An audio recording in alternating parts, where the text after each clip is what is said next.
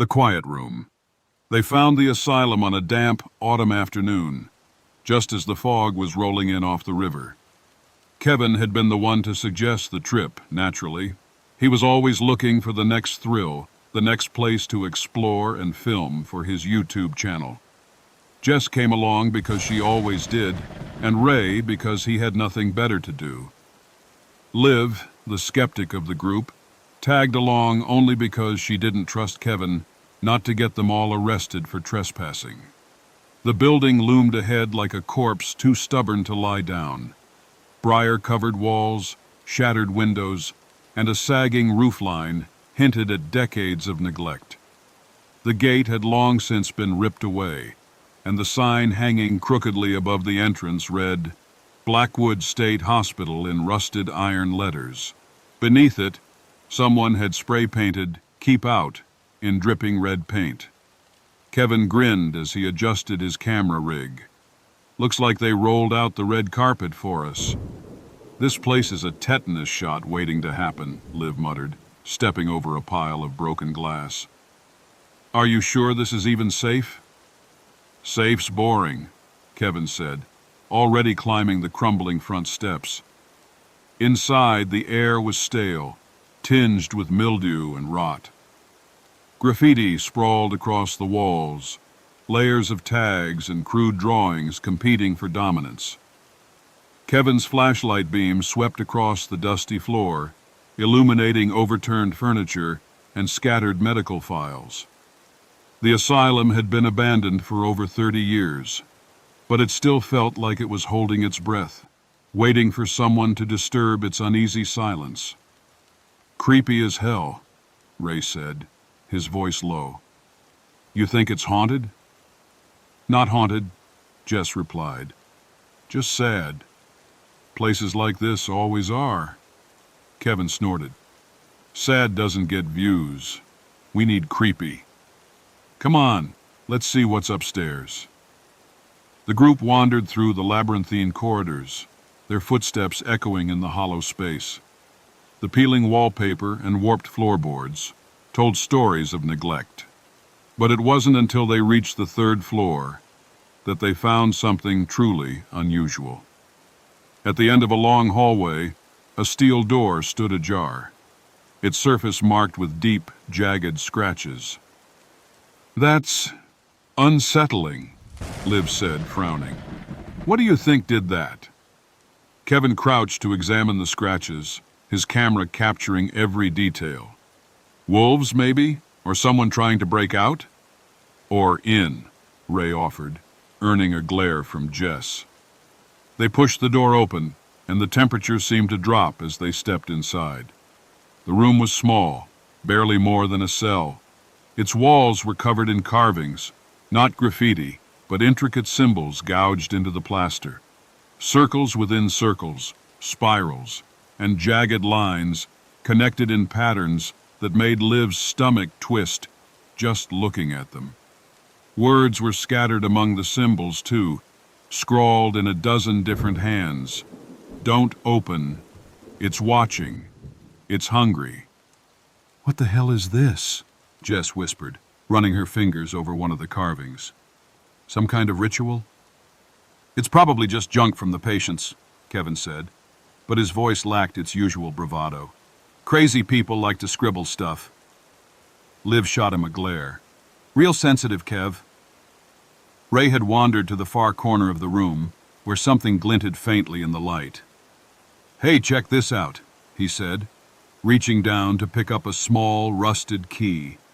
The moment he touched it, the carvings on the walls seemed to shimmer, as though the plaster itself had begun to ripple.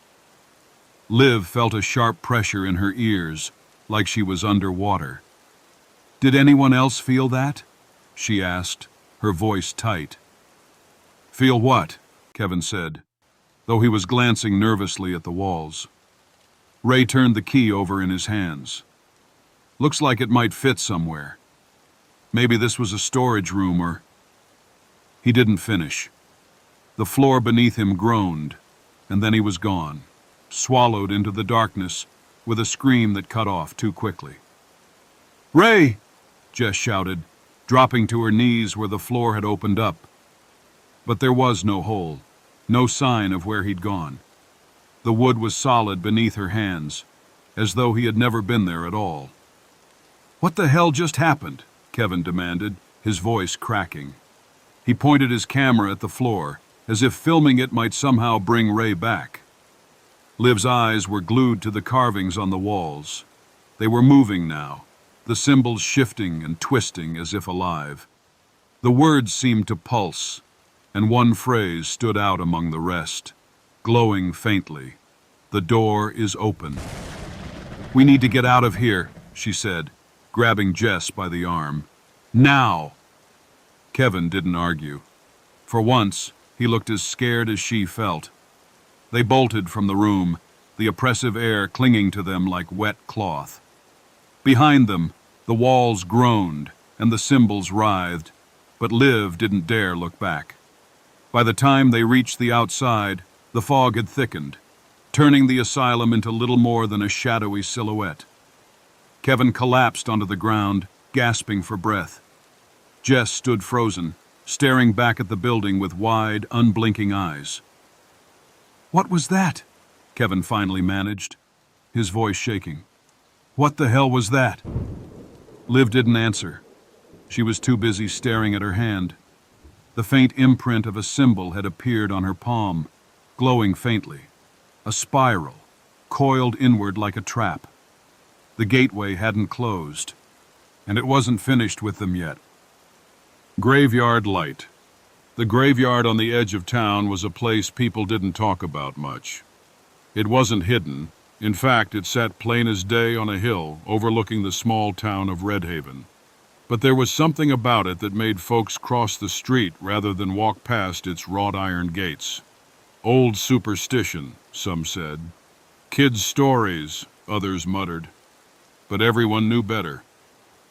Every once in a while, usually on a foggy night when the moon hung low, a strange light would appear.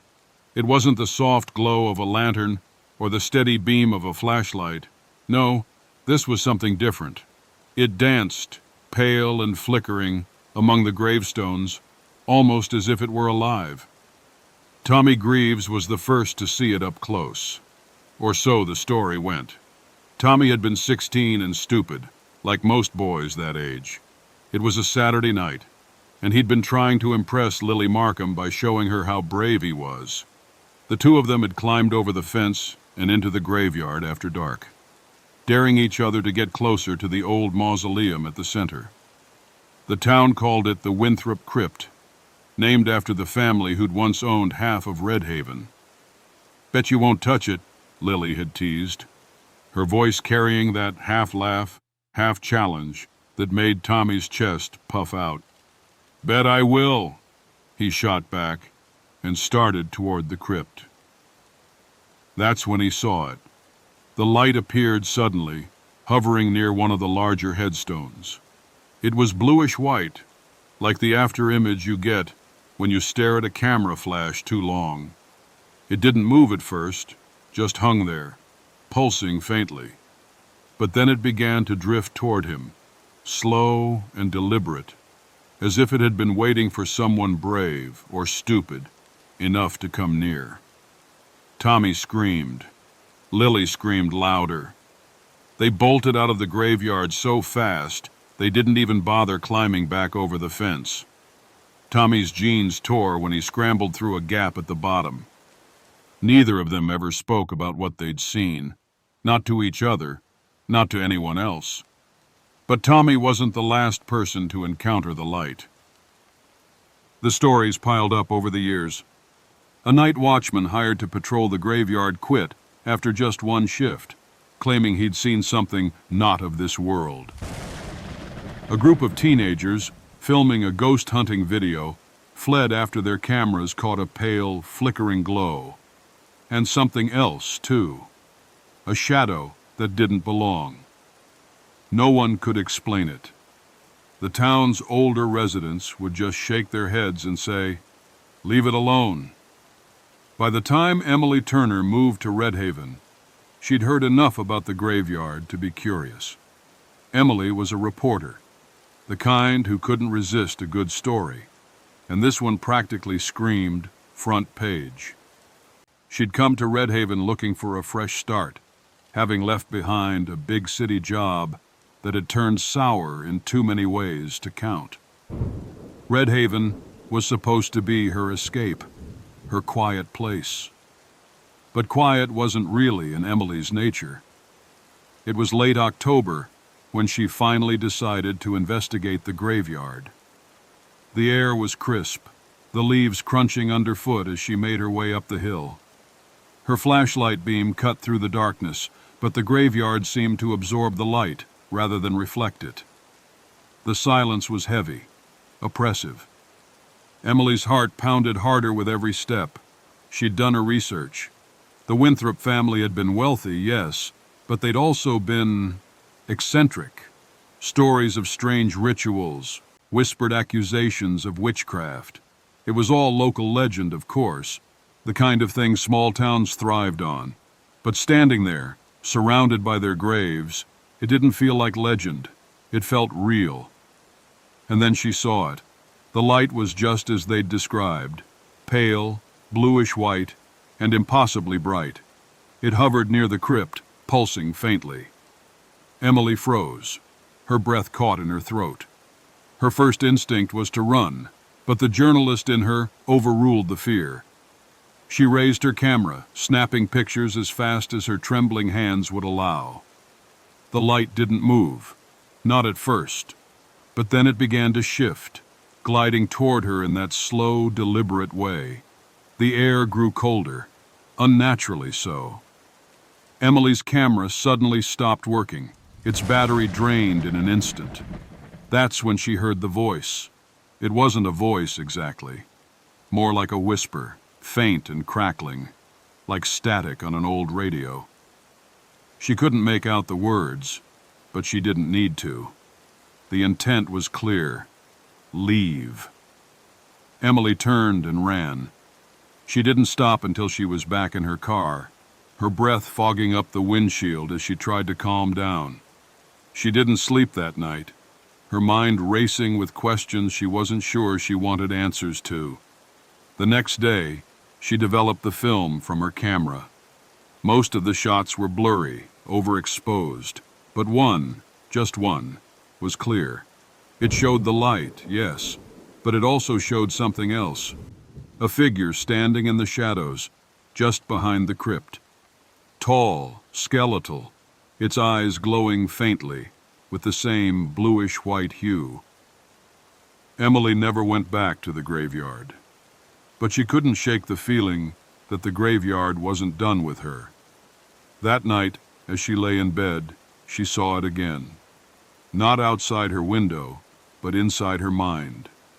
The light pulsing faintly, the figure watching. And she knew, somehow she knew, that it was waiting for her. The town that vanished. If you asked around in Maine, you might hear whispers about Grayson's Hollow. Most folks would shake their heads and mutter something like, "Ain't nothing there no more."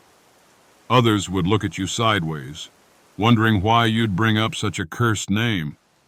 But a few, those old enough to remember, might lean in close and say, "You want the truth?" The whole town just disappeared. And they'd be right. The first time Lisa Porter heard about Grayson's Hollow, she was sitting at the bar of the Rusty Nail in Waterville, waiting for her burger and sipping a flat Coke. The place smelled of fried onions and spilled beer, the kind of joint that felt like home to someone who'd seen too many miles and wanted to rest their bones. She'd just finished unpacking her truckload of cheap antiques for the flea market circuit when a wiry old man slid onto the stool next to her. He wore a faded baseball cap and a jacket that looked older than she was. "You're heading up north, aren't you?" he asked without preamble. Lisa frowned. "Yeah, setting up at the Caribou Market." "Why?" "Don't take Route 41 through Grayson's Hollow," he said flatly. She laughed nervously. "Why not? GPS says it's the fastest way." The old man's face twisted, his lips pulling back over yellowed teeth. "Ain't about speed, it's about coming back." Lisa waved him off. "I'm not scared of ghost stories." His hand shot out and gripped her wrist. His fingers were cold as ice, his grip surprisingly strong. "It ain't a story," he said, his voice barely more than a growl. "One day, the whole damn town just up and vanished. My brother was in Grayson's Hollow that day. He's still there. Somewhere." The morning fog clung to the road as Lisa drove along Route 41, the tires of her battered Ford rattling over cracks in the asphalt. Her GPS chirped directions in an annoyingly chipper voice. The old man's warning echoed in her head, but Lisa wasn't one to spook easily. She passed the Welcome to Grayson's Hollow sign, a rusted, bullet-riddled thing barely clinging to its frame. The road dipped into a valley surrounded by dense pine forest. The air felt heavier here, like something unseen was pressing down on her truck. Grayson's Hollow wasn't much at first glance. A few houses leaning into the wind, a gas station with shattered windows, and a diner that looked like it hadn't served a meal since the Reagan administration. But something felt wrong. There was no sound. No birds, no rustle of leaves, not even the hum of insects. Lisa rolled down her window, and the silence felt like a weight pressing against her eardrums. Then she saw them. People. Or at least, that's what she thought at first. Shapes moved between the empty buildings, slow, shuffling figures that seemed to blend into the shadows. Lisa squinted, trying to get a better look. But every time she focused, the shapes dissolved into the fog. Her GPS blurted, "Turn left ahead," and Lisa startled, nearly swerving off the road. When she looked back, the figures were gone. Lisa pulled into the parking lot of the diner, curiosity gnawing at her. The sign above the door read, "Betty's Diner," its neon letters cracked and unlit. She stepped out of her truck and immediately regretted it. The air smelled faintly of something metallic, like old blood. Inside, the diner was frozen in time. Plates of food sat untouched on tables. Cups of coffee sat cold and half full, and a jukebox in the corner stood silent and coated in dust. She reached for a menu on the counter, her fingers trembling. It was sticky, though it wasn't grease. A dark stain marred the edge, and when Lisa wiped her hand on her jeans, the fabric came away streaked with red. That's when she heard it, a faint hum, like the sound of power lines vibrating in the wind. It came from somewhere deeper in the town. Against her better judgment, Lisa stepped back outside and followed the sound. The hum grew louder as she walked. The streets felt wrong, too empty, too still. Her footsteps echoed unnaturally, the sound bouncing back at her in a way that made her skin crawl. She turned a corner and stopped dead in her tracks. In the center of town stood a glowing fissure, a jagged tear in reality itself. The light was blinding and pulsed like a heartbeat. Around it, the figures she'd seen earlier swayed like they were caught in some invisible current, their faces blank, their eyes hollow. Lisa's instincts screamed at her to run, but her feet stayed rooted. The hum grew deafening, and the light seemed to stretch toward her, wrapping her in warmth that quickly turned to unbearable heat. Lisa stumbled backward, shielding her eyes. She tripped over something and fell hard onto the cracked asphalt. Looking down, she realized it wasn't something. It was someone. A body. The man was emaciated, his face frozen in a rictus of terror. Clutched in his skeletal hand was a notebook. Lisa grabbed it, her hand shaking, and flipped it open. The handwriting inside was scrawled and frantic. "The light takes you. It burns away who you are. The town is alive. If you see this, run. Run.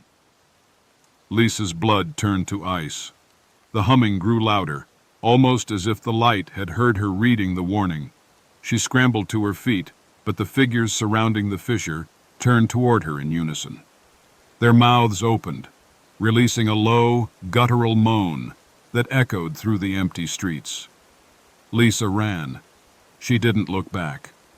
Days later, her truck was found abandoned at the edge of Grayson's Hollow. The engine was cold, the driver's door ajar. Lisa Porter was never seen again. Some say the town finally claimed her, just like it had claimed so many others. But if you ever find yourself driving along Route 41, you might hear a faint hum in the distance. And if you do, turn around, because some places were never meant to be found.